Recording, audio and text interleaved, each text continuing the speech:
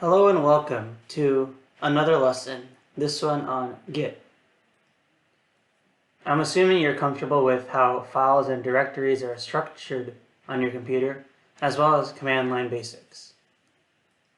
And today we'll learn about using Git, how to create a repository, committing your work, and resetting to the last commit, how to use GitHub, and how to use it to collaborate, and finally we'll go over branching. A quick note or disclaimer before we get too into it.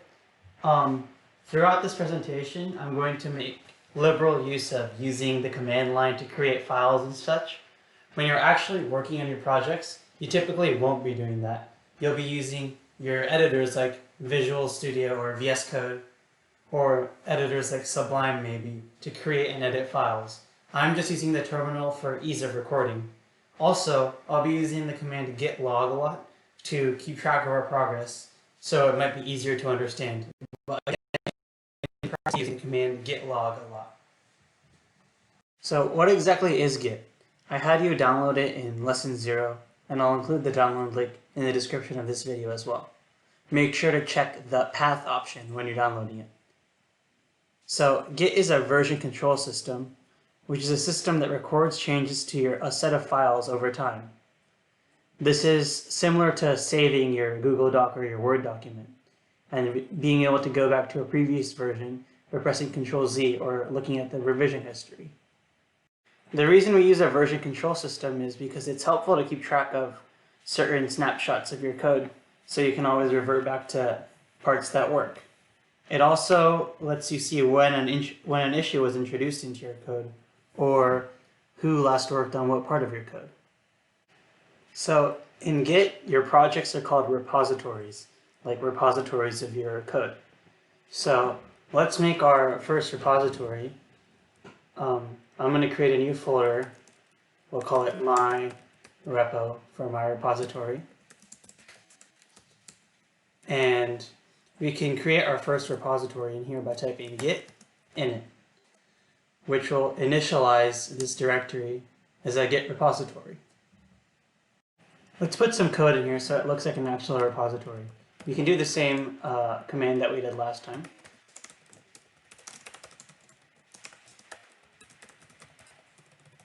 And then we can test if it works. Alright, so we have a very simple program here in our Git repository. So how do we actually save our work? Well, before we save our work, we have to stage it, which basically tells Git to take a snapshot of a bunch of files. So the way we would do this is we say git add, and then the names of all the files we want. So we would say hello world.py. But we can also just use a dot, because remember, dot refers to the current folder. So if I do cd dot, nothing happens because we stay in the current folder. So if I say git add dot, we add the entire folder. So now that we've added this snapshot of our repository, the way to actually save it permanently is to use git commit. So we would say git commit, and then we can provide it with a message for the commit. So I can say initial commit. And then this will permanently save the snapshot that we took with the git add command. And you can see it lists the changes that it detects, and we've created one file with one line. So the power of Git is being able to store multiple versions of your code. So let's add something to our repository and save that as well. So I'm going to add a little bit of code to our repository. And then just to check if it works. Yep. And so to add this, there's two things you can do. We could say git add bar.py, which should add the file. But we can also just say git add dot to make our lives easier, which will just take a snapshot of everything. And then we can commit it. We could say whatever we want. We could describe what we did, add bar.py. And as you can see, it lists our changes and notes that we only put one insertion, which was this line right here. Git log, which is helpful for visualizing what we've done.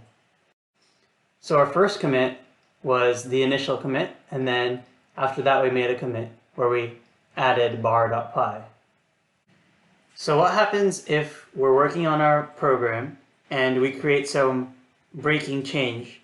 Can we use Git to solve our problem? Well, let's introduce some invalid syntax to our program to see what happens. So we can forget to include the closing parentheses.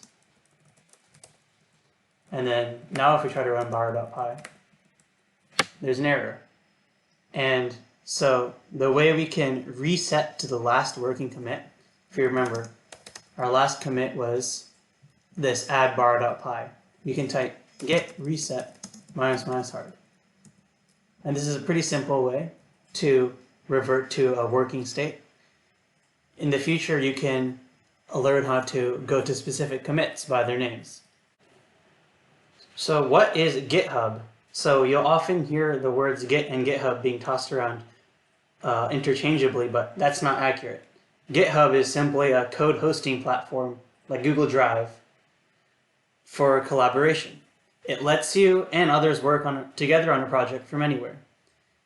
Essentially, it's a service that allows you to store a remote copy of your repository, like the my repo we were just interacting with from the command line.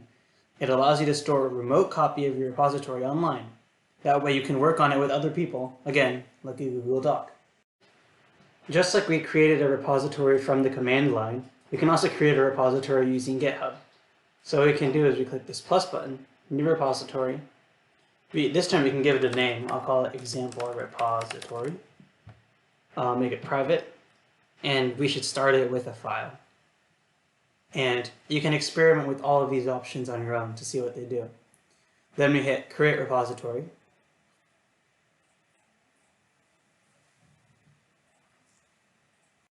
To start working on this repository, we'll want to get a copy of it on our own computer.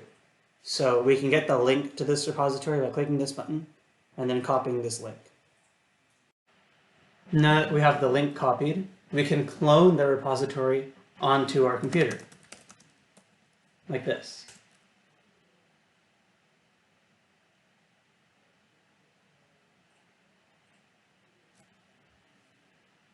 Now we have a copy of that repository on our computer.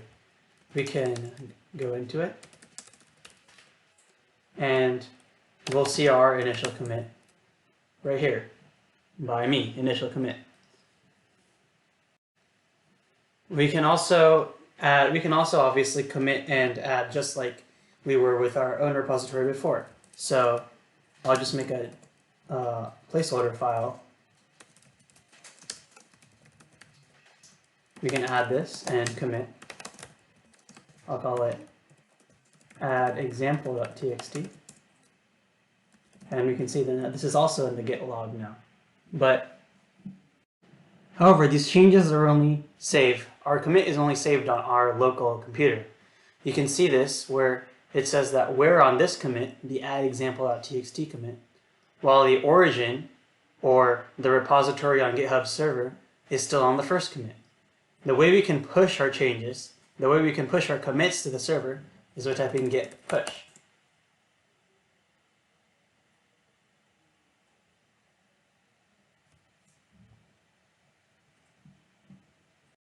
Alright, we just pushed our code, and if I refresh the page, there we go, we can see our commit add example.txt. And GitHub is a very powerful tool in that it allows us to explore our commit history pretty easily. So we can just click on this and see what was changed. We simply created a new file with just the text example. Or we can look at a list of all the commits. And we can go to a specific one, like initial commit. And we can see what was changed here. We can also browse the files, and you'll notice that in the initial commit, there's only one file. But if we go back to our main branch, if we go back to our add example.txt commit, which is where the repository currently is in the present, we'll see that there's the two files, including the one that we added with the add example.txt commit. GitHub is also a powerful tool for collaboration. So I can invite collaborators to my repository. So we can go to settings and then hit manage access and invite a collaborator. I'm just going to invite one of my old accounts. Yep, there it is. And we can add him to this repository. So I ended up having to share it with another account. And we can see that that other account has actually made a change to our README file, which is like a text file. And we can actually see that commit in our list of commits right here. So again, we've ended up in a situation where our local repository on my computer and the repository on GitHub servers are sort of out of sync again. But this time it's reversed. The repository on the server is a commit ahead. So how can I get that extra commit onto my computer? Well, just like git push pushes my code to the remote repository, git pull will pull code from the remote repository. And then we can check our git log, and we can see that there's now this commit. And we can also check our dir, and we have all the files we need. Using the repository on the GitHub server and using git push and git pull, you can pretty easily collaborate with anyone. And this could be used, say, in robot programming for your IRC to collaborate with other programmers on your IRC team. Branching is a bit more advanced. It allows Git to track multiple lines of development at the same time. Essentially, we can have multiple different versions of our project in development at the same time. Then we can combine them later back to the main branch. This is useful when you're collaborating with someone or you want to work on a new feature without disturbing your old working code.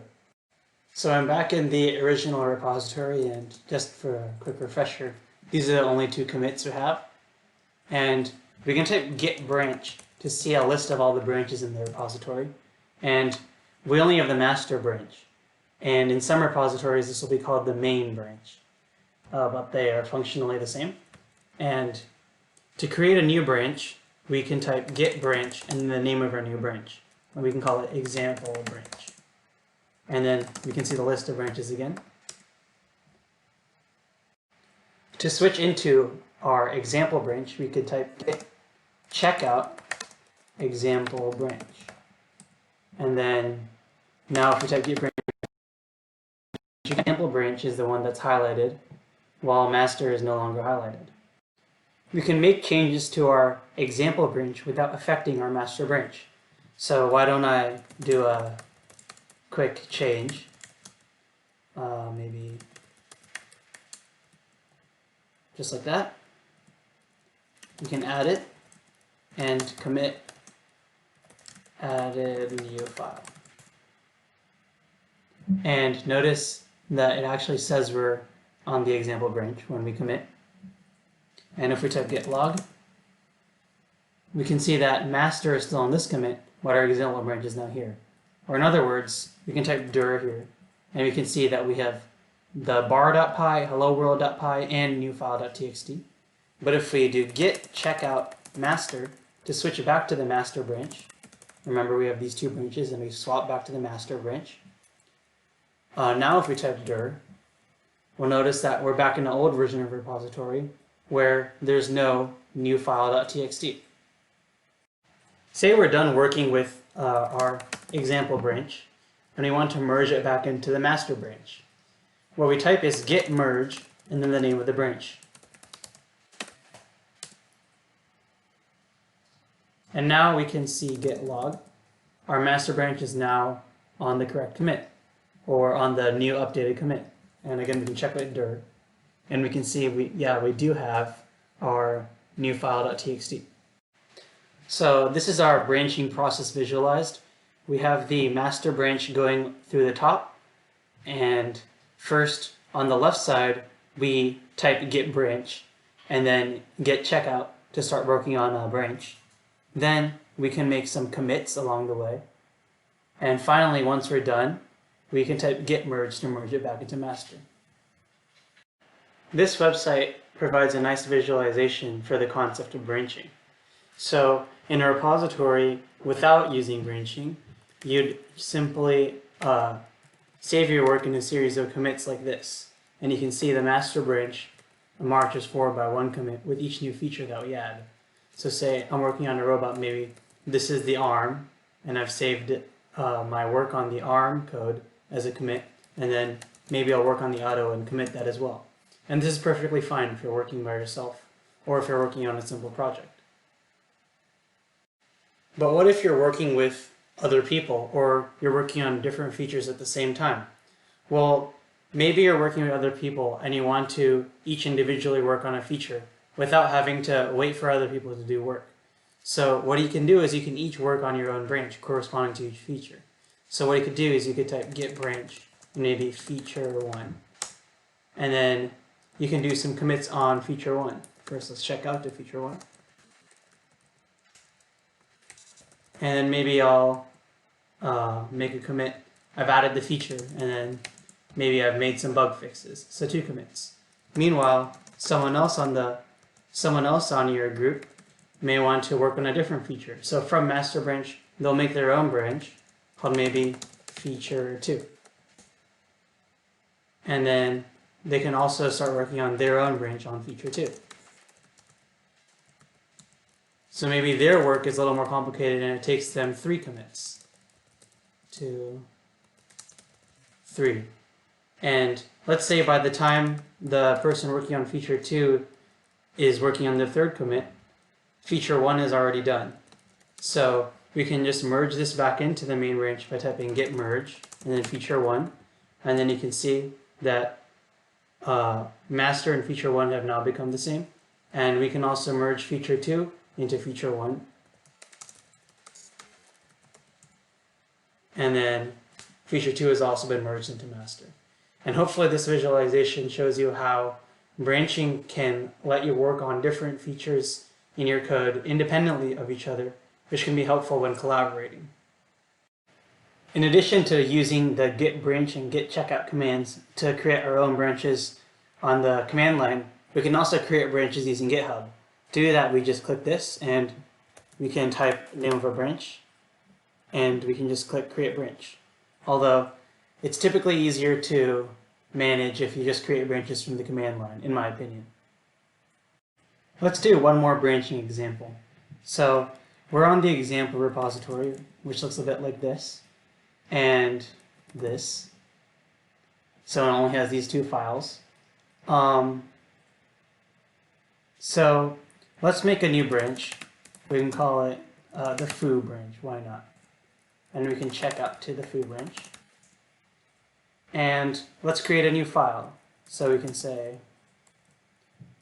bar. And now we have our file called foo with no extension. I forgot it, but it doesn't really matter. And so you can see that we have the foo file here as well. So let's commit this. So we do git add, git commit, added foo. And we can check with the git log that now both the main branch or the master branch and the origin are all back here, while our foo branch is up here. And notice the new branch that we made on GitHub is also back here because we never added anything to it. And so we can push this to the origin, git push, or we have to actually type the whole thing out, git push origin foo. This is because foo doesn't exist in the origin yet, so we have to actually make sure to tell it to push it to a new branch called foo, and we can see that here. So we have foo has had recent pushes less than a minute ago, and we can actually see our branches visualized in GitHub. If we go to Insights and Network, I think, yeah, we can. It's a bit small, but you can see there's the main branch, and then the foo branch is branched off. And it's now ahead of the main branch. So before we looked at git merge, in order to merge branches, we can also merge using GitHub. And GitHub is a bit more intuitive. And we can just click compare and pull request here. We can describe our changes. We can say, I added the foo file and create pull request. And now typically if I was working with a group, I would assign reviewers from here. Like if I was working with a certain person on our IRC project, I would invite them to look at my changes and see if they approve. And if they do, they would click merge pull request. Confirm merge. And we can delete the branch now. And if we go back to our code, we'll see that, yep, our final commit here is the merge commit with the added foo. So we've successfully merged the foo branch back into the main branch. And we can also see that with the network. It's a bit difficult to see, but you can see the foo branch comes out and then it gets merged back into the main branch.